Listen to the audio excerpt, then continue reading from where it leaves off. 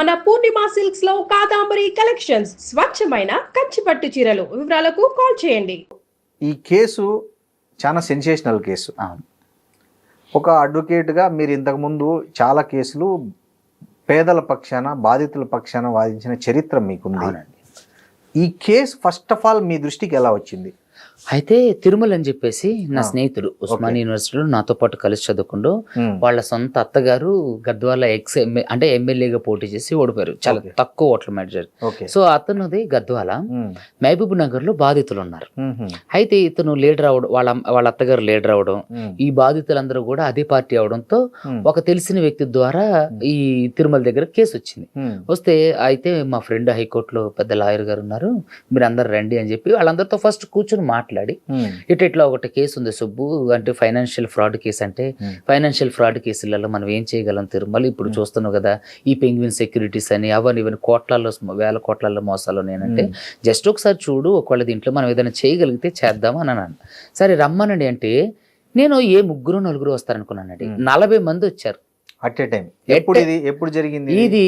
March first week లో at a time వచ్చేసారు. 40 మంది వచ్చారు. వస్తే ఎక్కడికి రావాలి అని అంటే నేను ఎప్పుడు కూడా క్లయింట్లని అప్పటికి ఆఫీస్ క్లోజ్ చేసి నేను కోర్టుకు వెళ్ళాలి. ఇంటి దగ్గర ఏమో మనం క్లయింట్లు రాదు. ఉస్మాన్ యూనివర్సిటీ నాకు దగ్గర.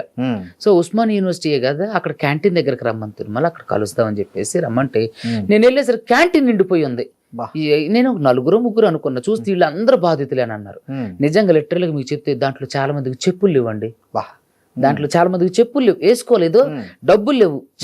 అందులో ఒక బీఈడి చదివి ఉన్నటువంటి గ్రాడ్యుయేట్, పోస్ట్ డబుల్ గ్రాడ్యుయేషన్, ఆయన బీఈడి చేసి ఉద్యోగం, ఆయన ప్రైవేట్ జాబ్ చేస్తూ అంటే 12,000కి ప్రైవేట్ జాబ్ చేస్తూ దాదాపుగా 10 లక్షలు కట్టింది.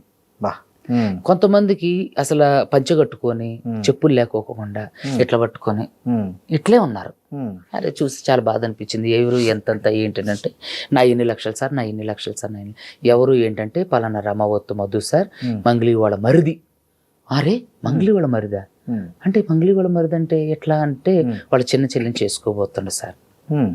అప్పుడు ఇంట్రెస్ట్ వచ్చింది. ఏది అందరూ ఎంత తీసుకొచ్చారు చూడండి, ఎంత ఫైల్ తీసుకొచ్చారు. ఏమున్నాయి ఆ ఫైల్లో? మొత్తం ప్రామిసరీ నోట్లు, బ్లాంక్ చెక్కులు, phone pay, Google pay transactions, bank transactions, అదే విధంగా హ్యాండ్ క్యాష్ ఇచ్చిన వీడియోస్, వీళ్ళందరూ ఆ రమవత్తు మధుతో దిగిన వీడియోస్, ఫొటోస్, మంగ్లీ వాళ్ళ తమ్ముడు శివతో దిగిన ఫోటోలు, వీడియోలు, చాటింగ్స్, ఇవన్నీ పట్టుకొని వచ్చారు. చూస్తే మొత్తానిలో ఇందులో శివ ఎవరైతే మంగ్లీ తమ్ముడు శివుడు తను మెయిన్ గా డైరెక్ట్ గా ఇన్వాల్వ్ అయ్యిండు, మంగ్లీ బ్యాక్గ్రౌండ్ లో ఉంది. మంగ్లీకి తెలిసే జరిగింది ఇదంతా. కానీ మొన్న పంజాగుట్ట పోలీస్ దగ్గర ఈ ముఖమేనా, ఈ లెక్క ముఖం పెడుతున్నా చూడండి. అయితే మీడియాలో ఒక వీడియో వైరల్ అయ్యి దానికి వాళ్ళ తమ్ముడు పేరు వేసేసరికి మాట్లాడింది. మరి వాళ్ళ తమ్ముడు ప్రధాన నిందితుడు రమవత్తు మధుతోని దిగిన ఫోటోలు, వీడియోలు, తర్వాత బాధితులతో ట్రావెల్ చేసిన ఫోటోలు, తర్వాత చాటింగ్ పంపిస్తే మరి దాని మీద స్పందించలేదు ఎందుకు ఆవిడ కదా?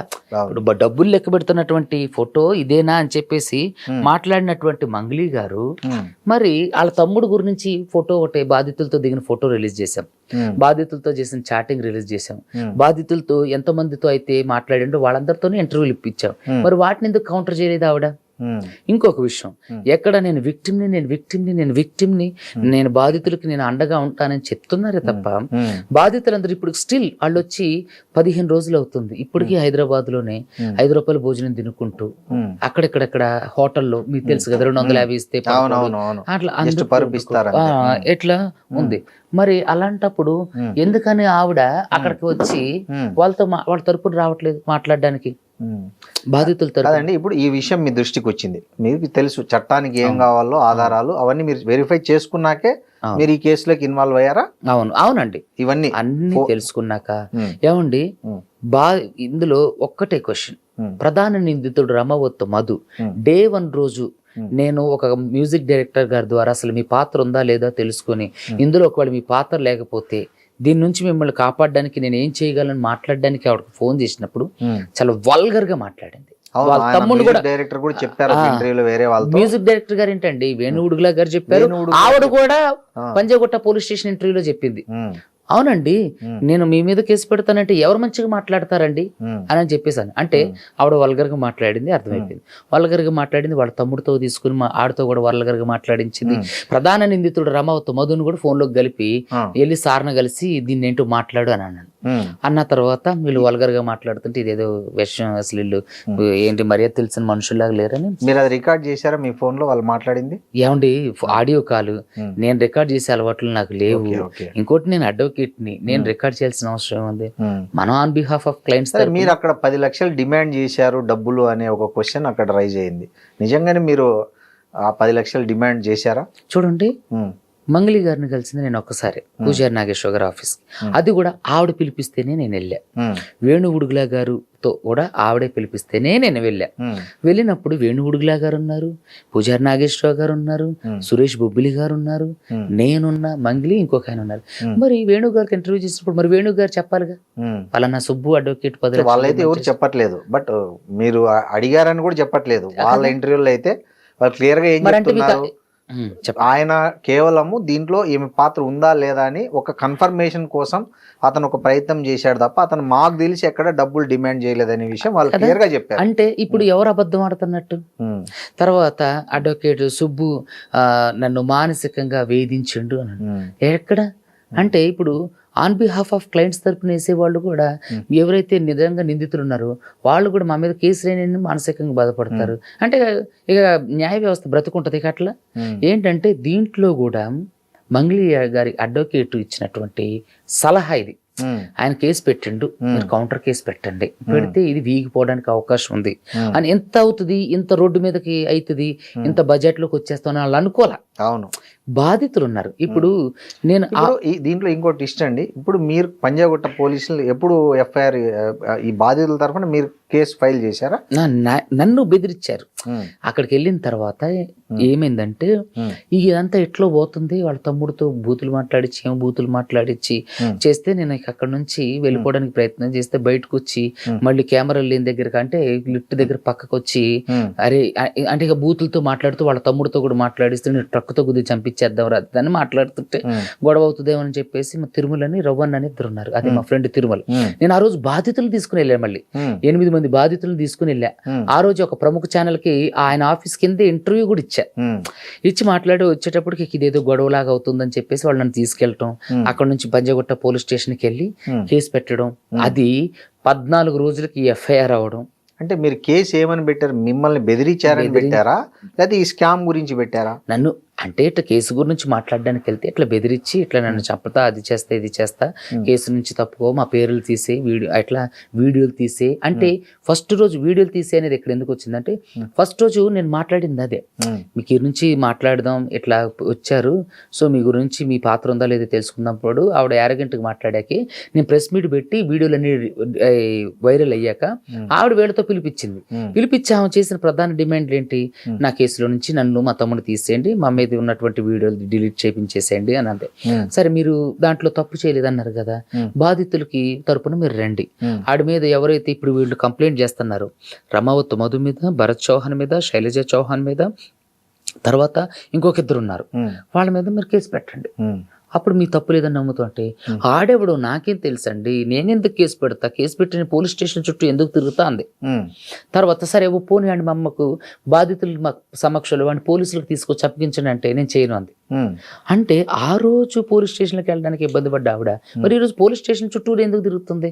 ఈ రోజు 18వ తారీఖు 4వ నెల 2026 ఆవిడ ఈ ఇష్యూ జరుగుతున్నాయి. ఇప్పటి వరకు కూడా ప్రధాన నిందితుడు రమావత్ మధు మీద గాని, శైలజ చౌహాన్ మీద గాని, భరత్ కుమార్ చౌహాన్ మీద గాని, మిగతా ఉన్నారు వేరే వాళ్ళు, ఆడ మీద గాని ఎఫ్ఐఆర్ కేసు పెట్టాల. మొన్న డీజీపీ గారికి కూడా హేమాకాంత్ రెడ్డి మీద నా మీదే ఇచ్చారు, మళ్ళీ సిపి సజ్జనార్ గారికి కూడా హేమాకాంత్ రెడ్డి గారి మీద నా మీదే ఇచ్చారు. అయితే నాకు తెలిసిన విషయం ఏంటంటే ఆల్రెడీ నువ్వు కేసు పెట్టినప్పుడు మళ్ళీ మా దగ్గరకు వస్తే ఇది ఎట్లా కేసు అయితే, ఆల్రెడీ నీకు జరిగిన అన్యాయాన్ని కేసు ఇచ్చినప్పుడు మళ్ళీ దీని మీద ఏం కేసు అవుతుంది అని చెప్పి పక్కకు పడేసింది. బోగొట్ట ఇచ్చింది తప్ప రమావత్ మధు మీద గాని మిగతా అక్యూజుల మీద ఇవ్వలేదు. ఎందుకు ఇవ్వలేదు? ఇస్తే ఎవడ బయటపడుతుంది. ఎందుకంటే వీళ్ళతో వాళ్ళకి డైరెక్ట్ సంబంధాలు ఉన్నాయి. ఏం సంబంధాలు ఉన్నాయి మంగ్లీకి వీళ్ళతో ఏం సంబంధాలు ఉన్నాయి ఈ రమావత్ మధు అనేటోడు వాళ్ళ చెల్లిని పెళ్లి చేసుకోవడానికి అప్రోచ్ అయినప్పుడు అవన్నీ ఆమె కొట్టిపారేసింది కదా అసలు. ఎట్లా కొట్టిపరుస్తారా? ఇప్పుడు బాధితులు అబద్ధం చెప్తారా? వద్దిపట్ల తాండా, పలుగుతాండా, పియ్యేపల్లి, కొండమల్లేపల్లి, తర్వాత అక్కడ దేవరకొండ, నల్గొండ, ఈ ఇక్కడున్న తాండా ప్రజలందరూ అబద్ధం చెప్తారు. వాళ్ళందరికీ వీడు చెప్పింది కూడా అదే. అక్కడికి అక్కడ వాడు ఎవడైతే ప్రధాన నిందితుడు మధుగాడు ఉంటో వాళ్ళ ఇంటికి మంగ్లీ వెళ్ళేది. ఈ శివగాడు ఆడుతోనే తిరిగేవాడు. మంగ్లీ తమ్ముడు శివ అతనితో. ఒక మాట అన్నది ఆ బంజారా అబ్బాయి కాబట్టి నాకు మరి ఫస్ట్ లో అసలు ఆడేవాడు నాకు తెలియదు అనంది. ఫస్ట్ లో ఆడేవాడు నాకు తెలియదు అంతే. మీకు ఇంకో వీడియో చెప్తా. తర్వాత పంజాగుట్లో పెట్టిన ప్రెస్ మీట్ అప్పుడు ఏం చెప్పింది? అవునండి, మా బంజారా కమ్యూనిటీ వాళ్ళు వస్తారు, మమ్మల్ని కలుస్తారు, మాతో మాట్లాడతారు, మమ్మల్ని ఫోటో అడుగుతారు అని చెప్పేసి ఫోన్ చేస్తాను. ఇంకోటి ఏంటి, బంజారా కమ్యూనిటీగా ఆదరించాను అని అంది. మీకు ఒక వీడియో చూపిస్తా. ఈ వీడియోని దగ్గరగా షూట్ చేయండి. ఎక్కడ ఆడెవడో నాకు తెలియదు, జస్ట్ మా తమ్ముడు ఫ్రెండ్ అయ్యి ఉండొచ్చు అది అని చెప్పి కొట్టి పాడేసింది. మరి ప్రధాన నిందితుడు రమావత్ మధు మంగ్లీతో ఏంటి అతనికి అనుబంధం?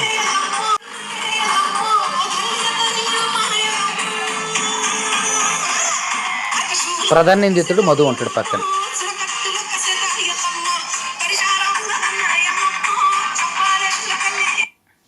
అంటే ఆమె పాటలు పాడేటప్పుడు ఎవరైనా ఉండొచ్చు కదా ముందర తను అట్లా ఉన్నాడనే.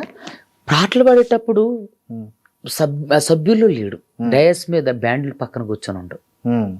ఎవరు ఇప్పుడు రమావత్ మధు మీకు ఎవరో తెలియదు. అవును. ఇంకొక ఫోటో కూడా రమావత్ మధు వాళ్ళ ఇల్లు కన్స్ట్రక్షన్ జరిగేటప్పుడు వాళ్ళ చెల్లితో సహా మిగతా వాళ్ళతో వెళ్ళి తెల్లవారుజాము 4:30కి వెళ్ళి కలిసింది వాళ్ళ ఇంట్లో. ఫోటో మీడియాకి కూడా ఇచ్చి ఇప్పుడు మీకు కూడా ఇస్తా. ఇప్పుడు ఈ వీడియో ఆ ఫోటో మీకు ఇస్తా. వెళ్ళింది. అయితే మీరు చూసారు శేఖర్ భాషా గారు కూడా దుబాయ్ లో ప్రోగ్రామ్ చేసేటప్పుడు వాళ్ళ దగ్గర డబ్బులు తీసుకుని వాళ్ళకి ఇవ్వలేదని. ఏంటంటే ఈవిడకి అబద్ధాలు చెప్పడం, మోసాలు చేయడం చాలా పరిపాటిగా అలవాటు అయిపోయింది. ఆమె అన్నది కదా, నాకు పాటల నుంచి యూట్యూబ్ నుంచి ఇంత ఫుల్ బిజీ ఆర్టిస్ట్ నేను, నాకు ఇంత డబ్బులు వస్తుంది, నాకు ఏం అవసరం ఉంటుంది, నేను వ్యక్తిత్వానికి ప్రాధాన్యత ఇస్తా అన్నారుగా. వ్యక్తిత్వానికి ప్రాధాన్యత ఇచ్చే మంగ్లీ గారు ఎందుకు వట్టి అబద్ధాలు సుబ్బు అడ్వకేట్ మీద చేస్తున్నారు? నా మీద అబద్ధాలు చెప్తున్నారు అంటుంది. నేను అన్ని ఆధారాలు ఇచ్చా కదా, ఇప్పుడు కూడా ఒక వీడియో చూపించా. మరి అడ్వకేట్ సుబ్బు మీద ఎగెన్స్ట్ ఒక్క ఆధారం అని ఎందుకు చూపించలేకపోతున్నారు? ఇప్పుడు కూడా ఓపెన్ ఛాలెంజ్ చేస్తున్నా, ఓపెన్ గా నేను బాధితులందరినీ తీసుకొని వస్తా. మీరు రమావత్ మధు మీద, భరత్ కుమార్ చౌహాన్ మీద, శైలజ చౌహాన్ మీద, ఇంకా చాలా మంది ఉన్నారు. వాళ్ళ మీద మీ పేరు చెప్పి చేసిన వ్యాపారం చేసి డబ్బులు వసూలు చేసిన వాళ్ళ తమ్ముడు శివ మీద కేసు పెట్టమనండి. ఆవిడ తప్పు లేదని నేను ఒప్పుకుంటా. పెట్టదు, పెడితే అసలు విషయం బయటకు వస్తుంది. ఇంకొక విషయం ఏంటంటే ఈ సిఐడి పోలీస్ వాళ్ళు మధు అకౌంట్ ఎన్ని అకౌంట్లు ఉంటాయి అన్ని అకౌంట్లు, మధు వాళ్ళ కుటుంబీకుల అకౌంట్లు, తర్వాత మంగ్లీ కుటుంబీకుల అకౌంట్, మంగ్లీ అకౌంట్ ని ఒక సంవత్సరం లేదా 2 సంవత్సరాల నుంచి స్టేట్మెంట్లు తీయాలి. అదే విధంగా మంగ్లీ గారిది, అదే విధంగా ఈ రమావత్ మధుది, భరత్ కుమార్ చౌహాన్ది, శైలజ చౌహాన్, మిగతా వీళ్ళకి కూడా ఫోన్ కాల్స్, ఆడియో కాల్స్ ఆవిడ స్వచ్ఛందంగా వచ్చి చూపించాలి. లేదంటే పర్మిషన్ ఇవ్వాలి, తీసుకోండి నాకు ఎటువంటి అభ్యంతరం లేదని తెలిసిపోద్ది. జనరల్గా ఎఫ్ఐఆర్ వచ్చినప్పుడు వాళ్ళు సిడిఆర్ తీస్తారు కదా. సిడిఆర్ ఎన్ని రోజులు తీస్తారు చెప్పండి? కనీసం ఒక 6 నెలలు తీసినా తీయాలి అంటున్నా, తీస్తే బయటపడుతుంది కదా. సో ఇంకో కొత్త ఇన్ఫర్మేషన్ ఏంటంటే ఒక వ్యక్తి దగ్గర నుంచి, అంటే మధు దగ్గర నుంచి ఆవిడకి ట్రాన్సాక్షన్స్ అయిన వివరాలు కూడా ఉన్నాయని చెప్తుండ్రు. అది రావాలి.